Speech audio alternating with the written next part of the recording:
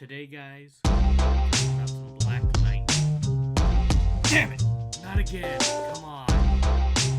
Okay, let's get this video started.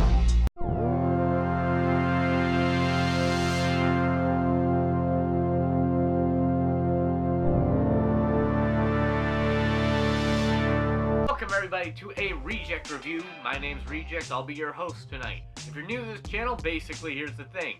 A Reject reviews where we come in here once a week and tell you what's going on in the world of TV shows, movies, and your favorite streaming services.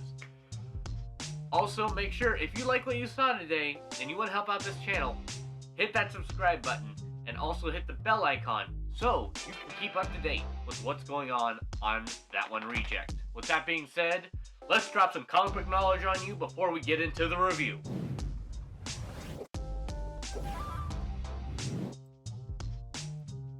Black Lightning's true identity is that of Jefferson Pierce, and his first appearance was in DC Black Lightning #1 in April of 1977, created by Tony Isabella and Trevor Von Don. This meta-human here has the ability to control electricity with his electrokinesis. He is mostly known as a street-level hero in Gotham, but has one major part to this character's origin. He was the first black superhero from DC to get his own solo series. Yet the series only lasted 12 issues, he opened the door for many possibilities for the future. And with that piece of trivia out of the way, let's get started with this review.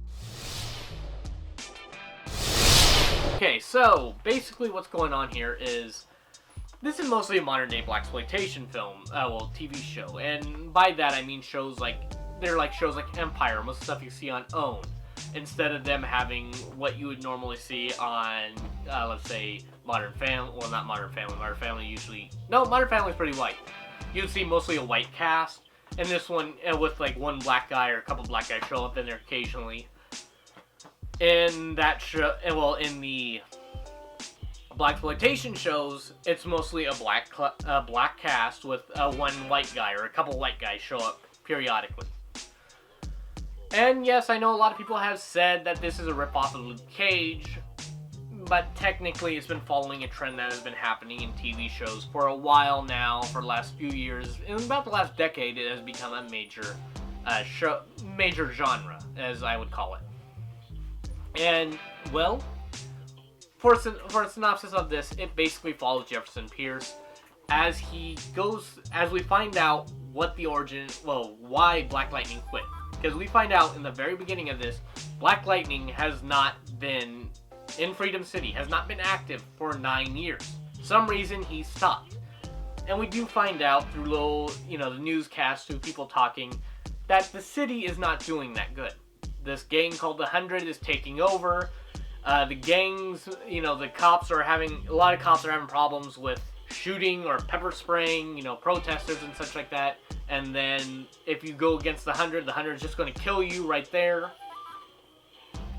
And we do find out about this all, and it makes you wonder, why did Black Lightning quit if everything's this bad? Why hasn't he returned yet? And then we get the origin of this. We find out that Jefferson Pierce quit because he lost everything. Well, not his house or his job, but he lost everything he cared about. His wife divorced him because he kept coming home with all these knife wounds and bullet holes in there. And you've seen in the trailer where you see him in a bathtub with blood pouring out. It's mostly black and white, and then you see the red blood. Which, yeah, it looks great while seeing that. And what I can really say about this is, yeah, it is interesting to see that. And the way they explain it is like, yeah, he lost his wife, he lost his daughters. They got a divorce, and then after that, he quit being Black Lightning because he knew it would risk him, it would risk him not meeting his daughters anymore. And that meant more to him than being Black Lightning, than being this beacon of hope to so many people in the city. So he got temporary custody of his daughters, probably 50-50, I don't know how it was set up. And simply enough, his ex-wife and him are back on even footing. They are back to being friends. And he's hoping that one day they can get back together. Yet that is until the moment that his daughter angers one of the gang members from the 100. she goes to a club, sneaks away to go to a club, meets up with a guy who basically is a drug dealer. He ripped off the main gang member and, the head honcho of the 100, and simply enough, what he did was he said he would sell the girl he was with to be a prostitute to make back the money. Well, Black Lightning goes there. Jefferson Pierce goes there ready to kill his daughter because his daughter just snuck out to a club, and then stuff goes down. He has to use his powers. He gets shot, stuff goes on, and then he returns back to school. Well, since his daughter did that, now the gang members are mad at the daughter. And, well, after a couple different interactions between the gang members, when they show up at the school, the whole family ticks them off. So what happens is simply this. The 100 shows up to the school, and this is my one gripe about this show. Where the hell were the security guards? I'm sorry, I went to a school that had gang... my town has a gang problem. My high school, you could not walk in there without either being spotted by someone. There's 2 spots to get in that you can just walk in normally. And the thing was about those spots, guess what happened? They had the office right there. They had the security guard office. They had people watching those spots while every other gate was shut down. There was technically 1 spot because it was just a gate open on one side, and then if you walked directly straight after you walked in the gate, there's the exit. There's the other way to get in. I'm wondering, where the hell are the security guards? I mean, yeah, I went to a school where it was bottlenecked. And that was the case until, you can get out for lunch or you could get out for, the end of class. I want to know where the hell the security guards were, because they're complaining that, well, we don't want metal detectors. Well, hell, why the hell have a metal detector? You don't even have security guards. And that's the thing I want to know, where the hell were they? Because you had 5 guys come in there with guns. And there's like 1 security guard where they point the gun at him, and he's just like, well, okay, yeah, I understand that. That'd be the guy's reaction. But where are the other guys? Where's the people asking him, okay, who are you coming to visit? Here's your sticker. You can walk in now. Where is that coming from? But they don't do that. Simply enough, they go in there, they take Jefferson's daughters, and when the cops show up for, to start the investigation, the ex-wife and Jefferson are both telling the chief of police this. Look, they're at the whatever hotel it was, the Seahorse or whatever it was. You gotta go get them now. You gotta go get them, you gotta capture them. And the cop says, we can't just run in willy-nilly. We can't just anger people by that. We need some evidence. Which is a good point. They do handle it like an actual investigation. They can't just run into a place, kick down the door, have the guns out, okay, give us Jefferson's daughter. They can't do that. But, yeah. It is a good point to see. But, like the father Jefferson is, and like the mother is, who are actual parents, most people will be like, okay, fine, we'll go through that. No. He starts walking away, and the ex-wife asks him, what are you going to do? And he goes, I'm going to get our daughters back. And she says, you do that. He goes, gets his new suit that his tailor/best friend/adopted father, I'm not sure what the hell that guy is, but he's pretty cool when you talk to him. Gets his new suit that this guy made, and goes out to be Black Lightning. Which is an interesting point, because the beginning of the show settles that Jefferson was a man who had everything, lost everything, and now is trying to regain it. Now that he's almost there, almost to the door to regain everything, he has to risk it all. He has to open up Pandora's box. And there's a good scene where he talks to the tailor, and Taylor says, the city needs you. Your main plan was to stop this enemy called Tobias Whale. And, yeah, that's a good point. Black Lightning goes in there and says this. Yeah, first it was to stop him. Then it was to stop these gang members. Then it was to stop this. Every time we gave a goal, and that's when we were done, a new goal appeared. A new mission appeared. A new reason why we couldn't put away Black Lightning. There's never an end to being Black Lightning. So I had to quit. There was no point that I would be able to just show up and go, that's it, guys, I'm done. I've done my mission. There's always going to be a new Tobias Whale. There's always going to be a new villain. There's always going to be a new threat to the city. And he said that early on in the show, right after his daughter angered the gang members for the first time. And, yeah, it was pretty interesting seeing that point. And they really build off this character as, yeah, he was a hero, but he lost everything. And now that he has to open up this box, he knows there's no return. Once that suit is put on, once he becomes Black Lightning again, once he saves his daughters, it's not him just saving his daughters. The whole gang of the 100 are going to be coming after his family, are going to be coming after those girls, are be going after Black Lightning, threatening lives. And this box cannot be closed now, which is a very interesting point. And while watching the show again, you really feel for this guy. It's not just a badass scene seeing him go around and just destroy everything, take down all the villains.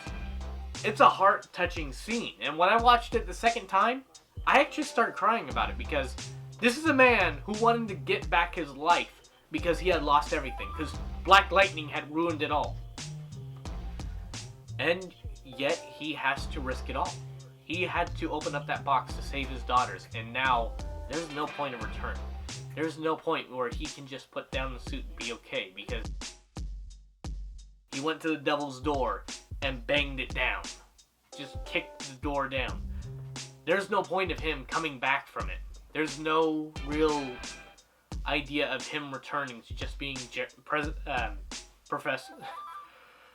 Principal Jefferson Pierce. There's no point of him just being that. Now he has to be Jefferson Pierce, Black Lightning.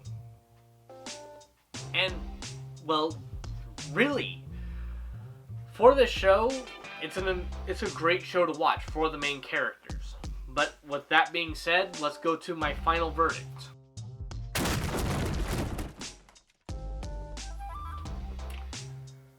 While this show is great for its main characters, seeing how the daughters react, and the little Easter egg they did give at the end of the first episode, and I'm not going to spoil that for you, because I think that's going to be a main part in the story that will be going on throughout the season, or even throughout the series.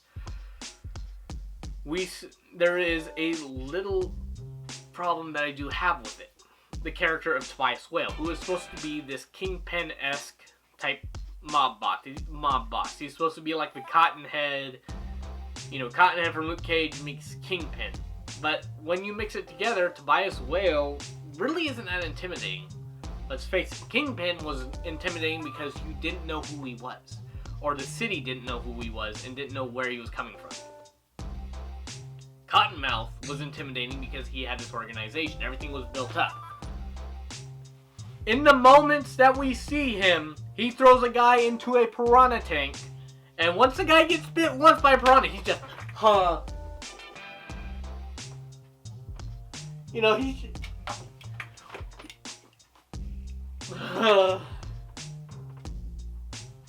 yeah, he's just dead. He's dead. He takes a harpoon gun and shoots it into this guy. And the way they trick showing this villain, it's not a slow build-up. It's not anything else. And we've gotten that before. From CW, they do the slow build-ups great. And they didn't do that. And like, every time you see him, he's a villain, folks, he's a villain! And it's not even a good villain. Not even like, okay, this guy's not even redeemable. This guy is just horrendous. It's more like, what? Did you just open up like a Golden Age comic or a Silver Age comic and like, oh, this is what a villain does. I shall be a villain. There's no real interesting part about the guy. There's nothing really about that. And that's the main drawback for the show. For any superhero show or any superhero comic, the hero's only as good as the villain. And in this one here, maybe he'll get more interesting. Maybe he'll be a lot more dangerous. But he's not that great. And really, for everything else, the CGI, everyone besides Tobias Whale, it's done great. There's no political agenda really being shoved down your throat. There are mentions of it, there are ways that they settle in the world, but I believe that's just world building. That's just saying, hey, here's how it is in here. But it's nothing them coming in there and just shoving it down your throat. And altogether, I will give this show a solid 7.5 out of 10.